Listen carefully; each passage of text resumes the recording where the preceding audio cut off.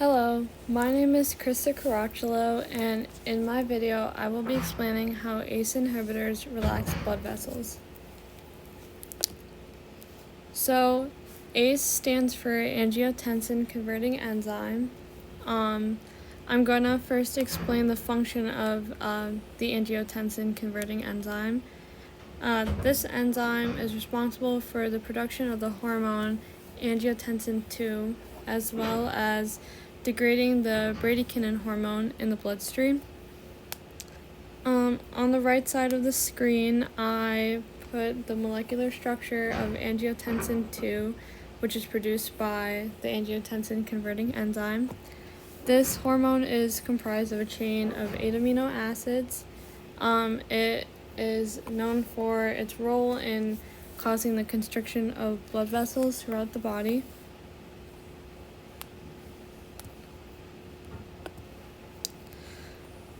So, this hormone is an important part of the renin-angiotensin-aldosterone system. This system plays a role in regulating blood pressure throughout the body. It's comprised of multiple hormones, proteins, and enzymes. Some of the most important organs that are involved with the system include the liver, kidneys, and lungs.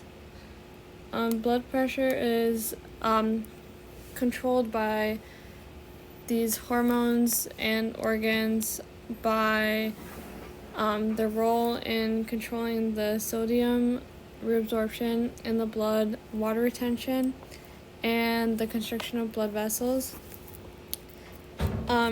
ACE inhibitors deal particularly with the production of angiotensin II and its role in increasing blood pressure.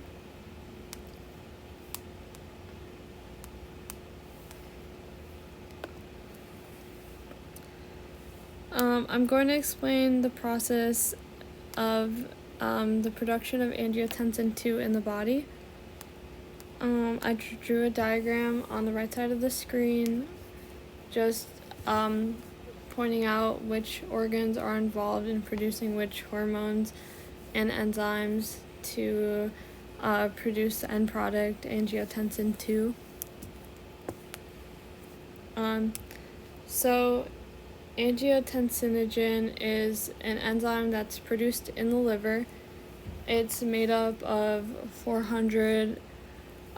more than 400 amino acids, so it's inactive, just free flowing through the bloodstream.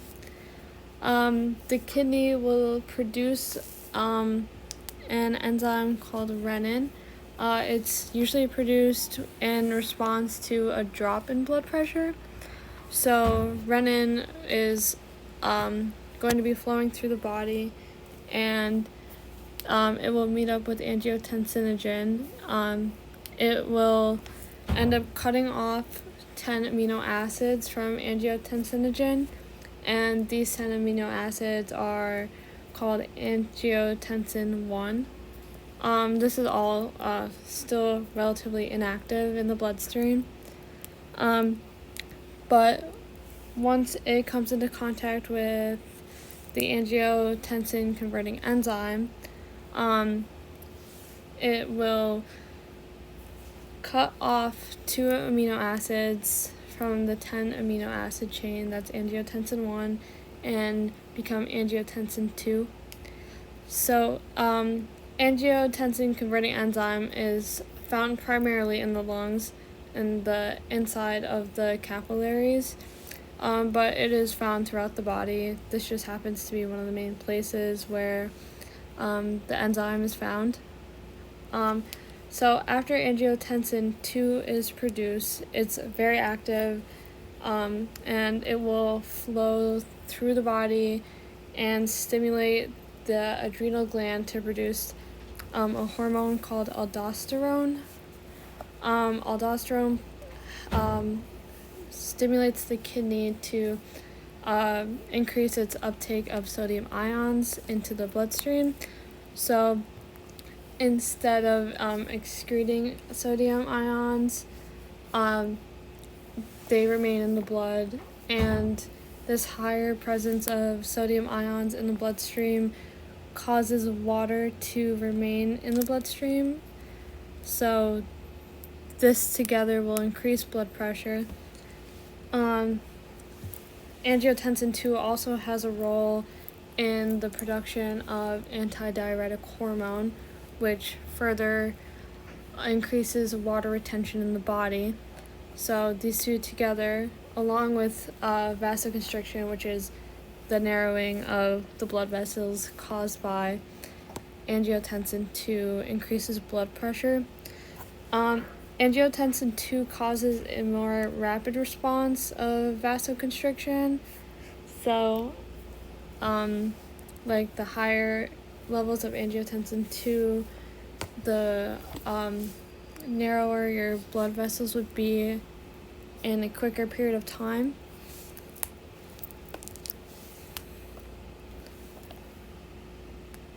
So now that I've explained how angiotensin II is produced, I will be able to tell you how ACE inhibitors work in the renin-angiotensin-aldosterone system. So, as the name suggests, ACE inhibitors prevent the angiotensin converting enzyme from clinging to angiotensin II to produce angiotensin I. So, without this, there's multiple reactions in the human body that do not occur that raise blood pressure. Also, bradykinin is not degraded by the angiotensin converting enzyme. Bradykinin is a potent vasodilator, so the blood vessels are widened instead of narrowed. So because angiotensin II is not produced, the blood vessels are not signaled to constrict. There's not a high production of aldosterone in the system, so the kidneys are not working to reabsorb sodium ions into the bloodstream. So this does not increase water retention that way, as well as the antidiuretic hormone is not signaled by angiotensin II any longer, so water retention does not occur because of antidiuretic hormone either. So overall, the blood volume does not rise, and the blood pressure does not increase.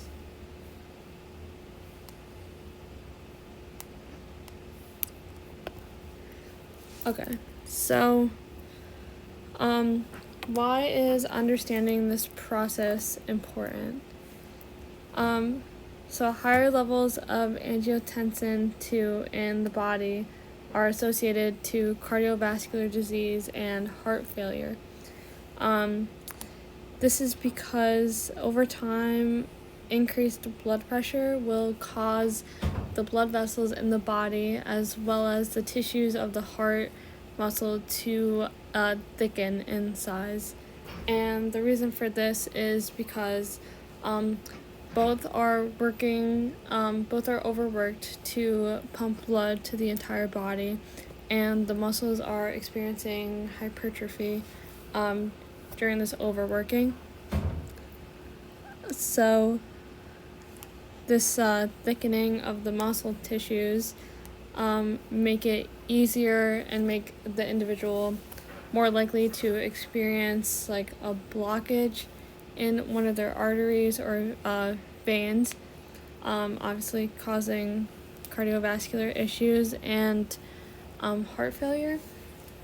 So ACE inhibitors are used to prevent that.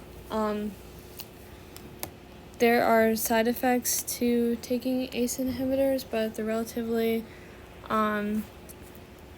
safe. One of the side effects is dry cough, and that's caused from potassium being left in the bloodstream in a higher quantity than what it should be. To the right of the text are the chemical structures of ACE inhibitors. They have both man-made and natural sources of ACE inhibitors. The man-made ACE inhibitors end in the suffix PRIL.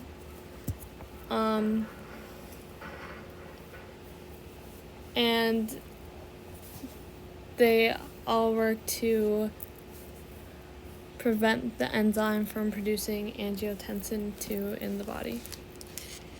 So thank you for watching, and I will explain the connection of ACE inhibitors to chemistry in my next video.